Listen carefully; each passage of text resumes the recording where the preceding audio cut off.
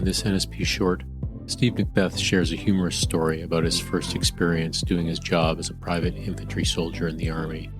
He learned a valuable lesson about failure that day. Failing is acceptable, but repeated failure might not be as welcome.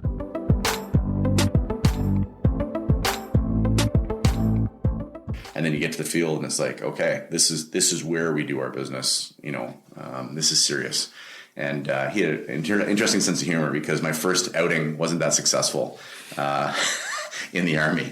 And so my job at the time was... As in your first time actually going to the field and doing the... Yeah, so you're kind of nerve-wracked because all you've done is your battle school. And now this is the first time that the professional soldiers are really seeing you and they're making this connection back to that discussion about your reputation is going to start being made like day one in the field. And you might have been a good guy in garrison or you might play hockey or whatever, but none of that's going to matter. And at that time in the Army, we spent a lot of time in the field. We would spend kind of 2.5 months in the fall. And then we would also do a course like to learn how to drive a track or, an AP, an armored personnel carrier, or we would learn, and then in the spring, we'd do another couple of months, usually in Shiloh, Manitoba. And then we would go out west and spend another month. So we were probably in the field like 4 to 6 months a year.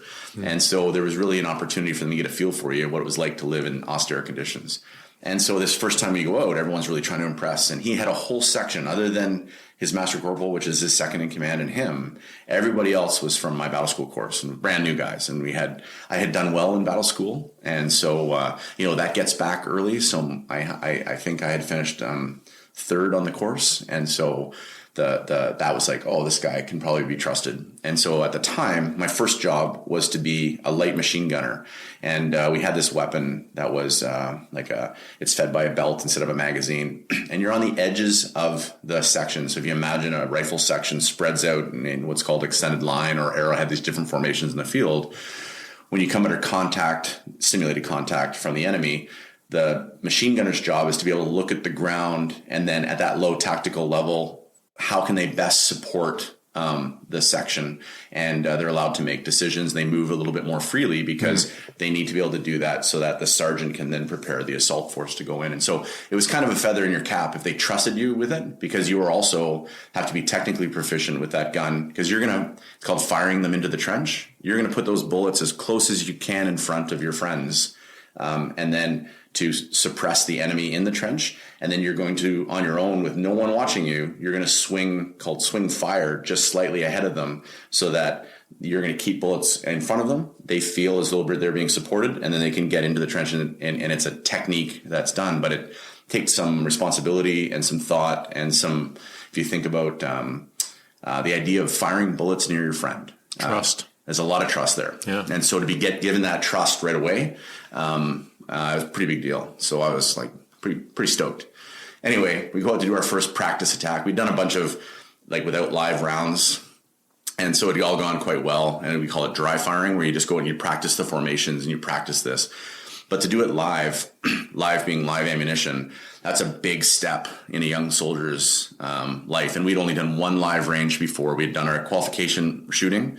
And then we had done one live range in battle school, which was very heavily controlled because it's all new guys. So this is our first one where it's like, okay, we're no longer going 80%. This is 100% speed.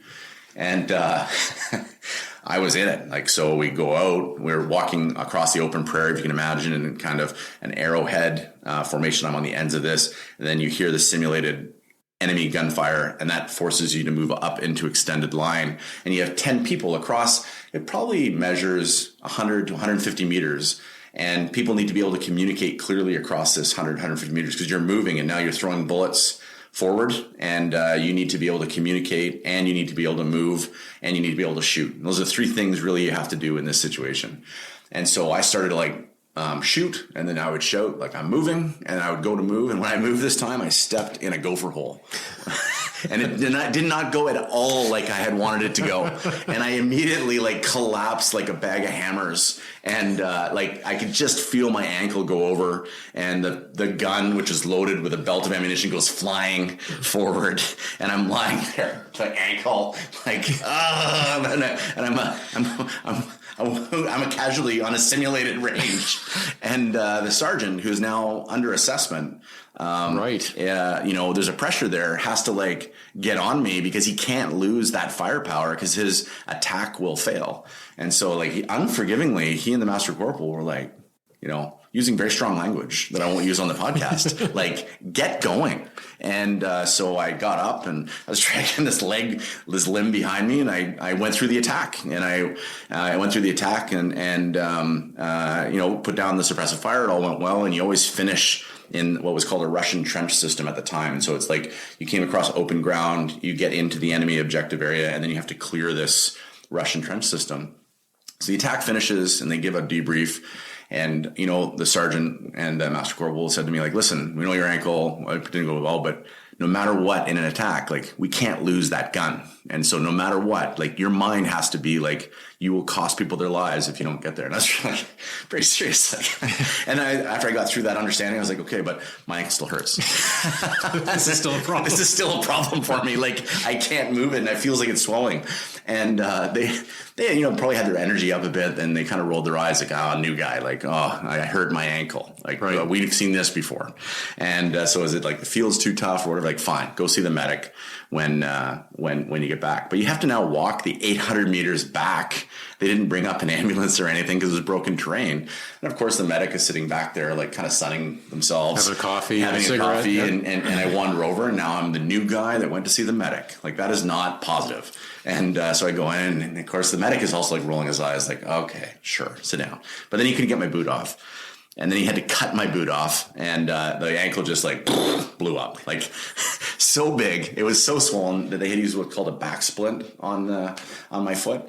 And of course, this is the worst thing that can happen to me as a young soldier. I wasn't even worried about the ankle. I was worried about my reputation as a soldier, that like I couldn't even survive one simulated attack in a real battalion.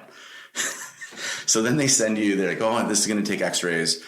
You go back to Shiloh, and in Shiloh at the time, they had this old Cold War bunker that was like below, like it was like 7 stories below the ground. And I think we're on like floor 4, but think of it like a reverse apartment building. So you enter into this thing, and it's recycled air, and you're all by yourself, and you go down, and it's like something out of one of those, horror movies or zombie movies where the lights like flicker as you're going through, and there's a certain smell in the air. And so I go and I get put up in bed, and then I get left alone. Like, no one comes see me, nothing's there, like no medical staff, and I'm just like this kid, like by myself. And so at the time, the where you get your assessments was immediately after the exercise. And if you're done on the exercise, you can't leave the exercise until you got what was called a post-exercise report, PXR. And this would tell you like things you did well on the exercise and things you did poorly on the exercise. So then a medical corporal stuck in their head and said, your section is going to come see you and your sergeant, but they also have your PXR. And so I knew like I was done on the exercise because I was getting this PXR as an exit. So the exercise wasn't over, but they came in out of the field. Okay. And really they came in like to check on me, but there was a sidebar to this that was crushing because there was some humor that they decided to like a joke they decided to play on me. And of course I was there and I was excited to see my section, and like I kind of wanted like acknowledgement from the sergeant, like it's all going to be okay. Get your ankle and then come back out. So he came in, he did all the right things, took care of me, made sure that I was getting taken care of. When I told him I was alone all the time, he made sure that I got moved and all that kind of stuff. And he said, okay, now it's time for business. I got to do the PXR. But the section's here.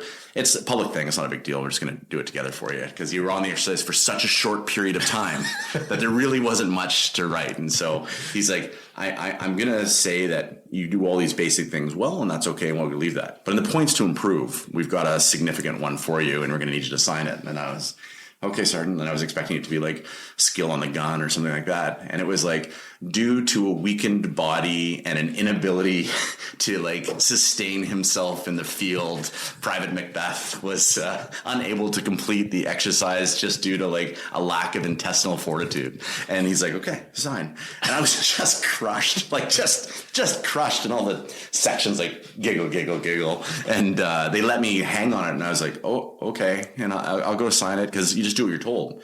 And then all of a sudden he's like, nah, I was just messing with you. And he took it away, and they had the real one, which was just like, did fine, continue to work on personal weapons drills or whatever. But I can remember that. And then afterwards he told me, he's like, well, I also just want to remind you that like, you're going to have to like get better. And then you're going to have to now, all these guys are going to now be in the field for 5 weeks, and they're going to learn about our battalion, and they're going to learn about their job, and you're going to be 5 weeks behind your peers. And we won't know you. We won't know your reputation. We won't know how proficient you actually are. And so I want you to get better, but I want you to focus on getting back out to the field, because a soldier that doesn't go to the field is not a useful soldier.